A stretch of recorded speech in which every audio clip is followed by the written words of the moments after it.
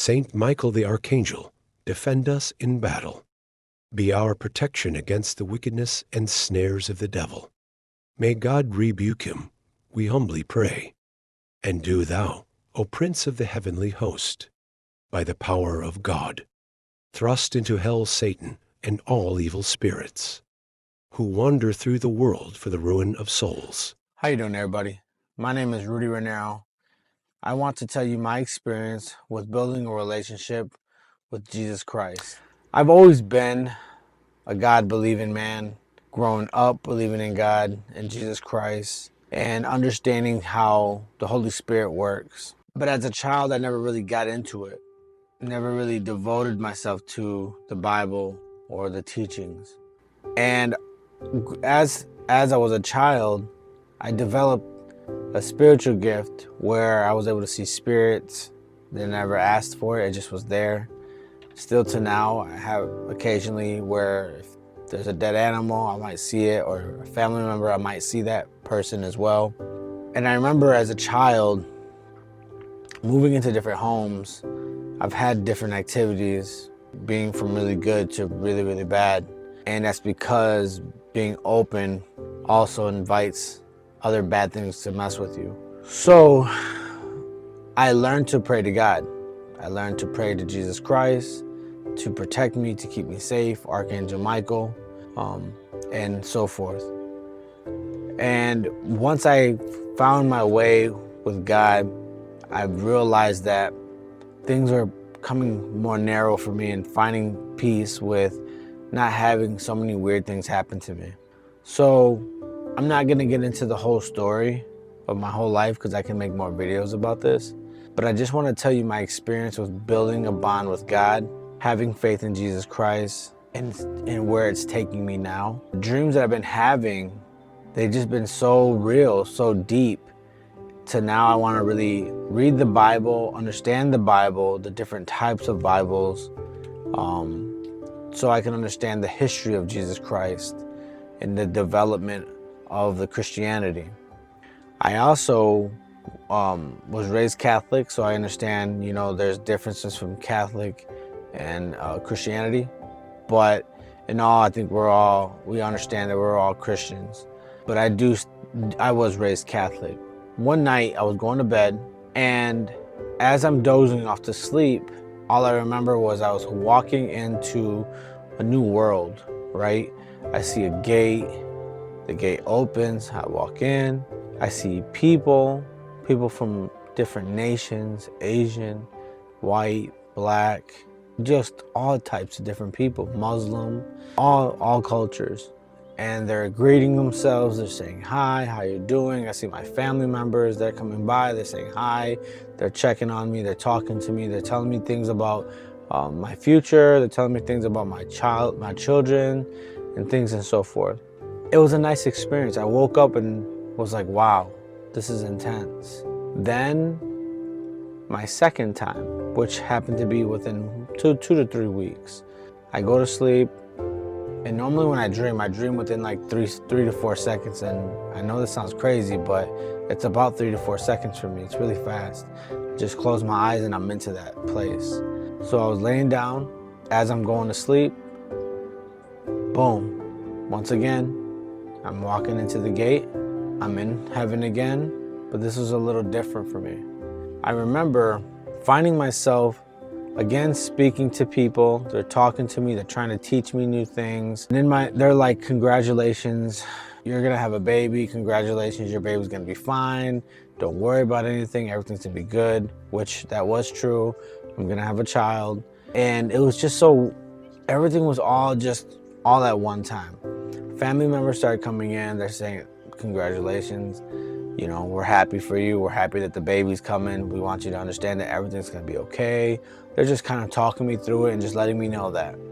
All of a sudden, this bright shining light comes in on like to the right of me, and then I see a male figure walking towards me.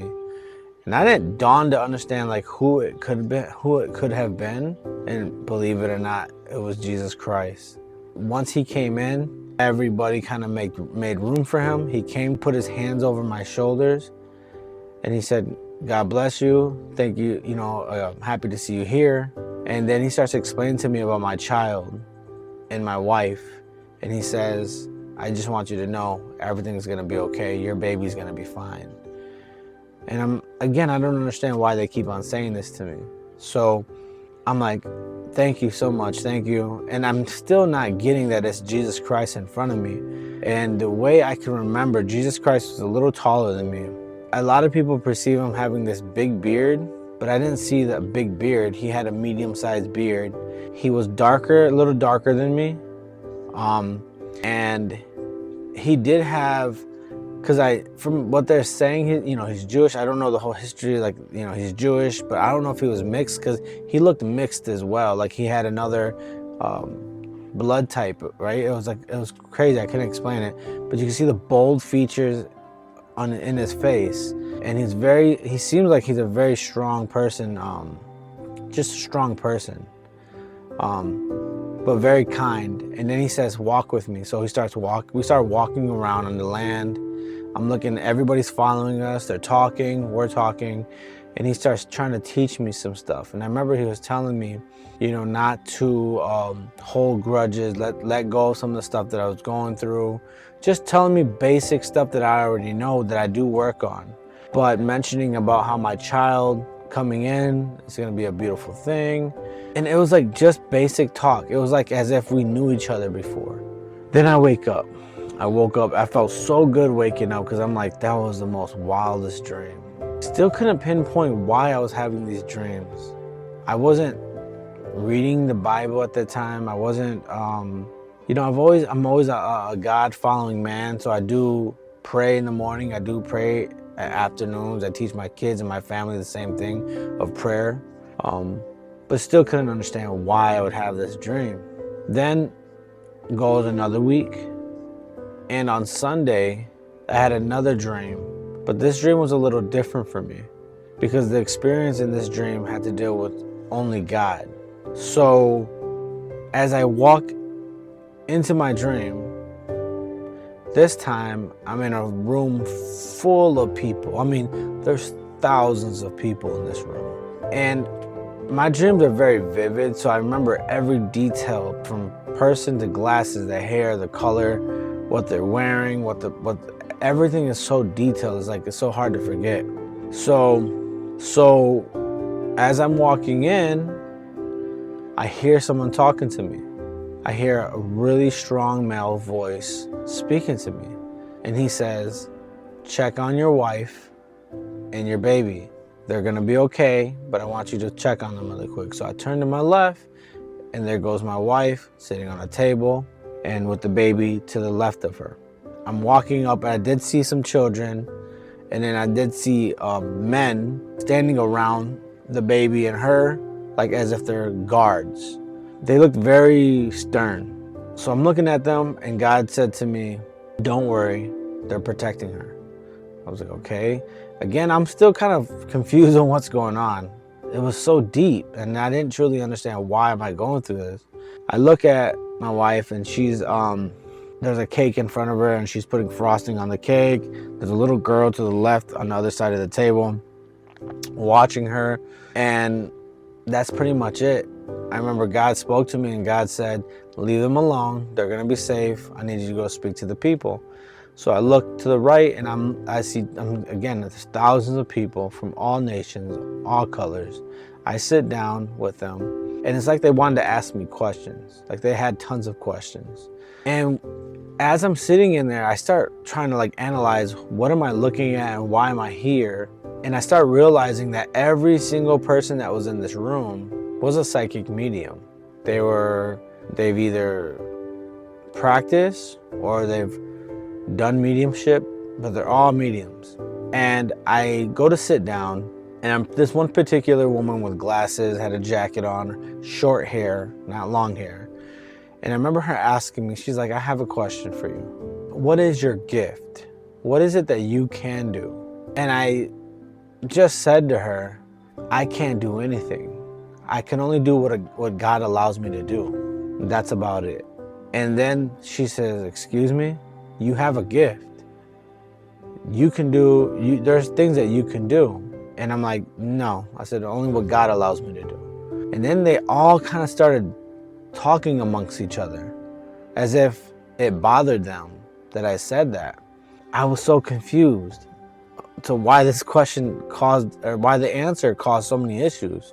Then I hear God speak to me again, and God says, all right, look for the most weakest link in the room. And I'm like, I didn't understand what he means by weak. Just the weakest people, the weakest person. So I'm kind of filling out who is the weakest person in here, the energy of whoever. And to my right, to my further right, there was two individuals. They looked like Middle Eastern, and they're on the floor on a rug. And I remember walking up to them.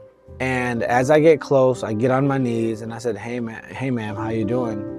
How are you doing? My name is Rudy Renero. And I remember God asking me, as I'm introducing myself, God says, ask them what their faith is. And I said, okay. And I said, ma'am, if you don't mind me asking, what religion do you practice? And they said, we believe in Allah. And God said to me, tell them this exact word. Tell them, your God is my God is yours. So I said that exact word to the T. My God is your God is mine. They looked at me, was so confused because I remember them saying, why are we even here? Because everybody was so different to them. And I just kind of explained, I said, God must want you here. And God said to me, stand up and walk out the building. So as I walked to get up, they were already getting these white candles and they were burning them down on the ground. And then they started putting their head on the rug and they were doing prayers. And so I let them be. And as I'm walking out, everybody stands up and they start following me outside of the building. So I step outside. In a minute, I open the door. I see land, lots of land and trees. It was beautiful, lots of land and trees. And the trees are very far from me. I'm talking about very far, but you can see like the trees. And as I walk forward, this, believe it or not, SUV shows up. And this SUV came up, parked right in front of me, and God says, put your family inside so they can be safe. And I'm like, huh, okay. So my wife goes in, my baby goes in, and I remember asking God, can I go too? And God says, no, you can't go. And I didn't want to question that. I just said, okay. And they end up leaving. And God says, they're going to be safe. I'm going to keep them safe. I'm like, okay. God told me, walk into the forest. Walk to the forest. So I was like, okay. And I'm walking through the field. And as I look up, I see thousands of really big, giant black wolves walking out. Scary, very fierce, hungry, angry wolves, ready to fight. And it threw me back because I'm like, they're so aggressive. But I knew I had to do something. So I looked back, wondering if they're gonna protect me or help me. As I look back, all the people that were there were walking backwards. And then it hit me. I remember saying this in my dream. You doubt God. I understand now. And then after that, God says, let them be. I'll take care of you. I'm gonna protect you. You fight for me. And I was like, okay. I turn around, and as I start walking back towards the field, all the wolves, they just start running at me with aggression. Before they can even touch me, I wake up. What's amazing with this story is there's many messages in this story. Maybe you can tell me what you think it is. But I found that in the Bible, and again, I'm still learning the Bible right now, but it's Matthew 7, 15, 20, and again, it's like with Matthew 7, 7th page. I don't understand. Excuse me if I don't get it right, but 7:20 or 7:15:20. And I was reading because I was like, how does the wolves in this line up? And I seen that Jesus said there would be many false prophets. And I don't know if it's something with wolves or dressed in sheep clothing, right? And from my understandings with the people being false prophets, not saying they believe in God, but don't believe in God, don't believe in Jesus Christ, don't have faith in Jesus Christ, and with different mediums that I do meet, that I do talk to, they all seem to not believe in Jesus Christ. They seem to believe in this higher power, but they don't want to believe in Jesus Christ. So it threw me off. But I want to tell you this story because I know there's more to come. I'm learning the Bible right now. This is my journey growing with God. And if you have anything that you would like to bring out or talk about that you can pick up from this video, please let me know in the comments. But this is my journey that I'm growing right now with Jesus Christ, and finding out that there's so much more that I can gain from this. This is my relationship with God. And I'm hoping that you and everybody else that watch this also builds a relationship with God themselves. Again, if you like the video, please like it and share it. And let me know your comments down below, okay? Thank you.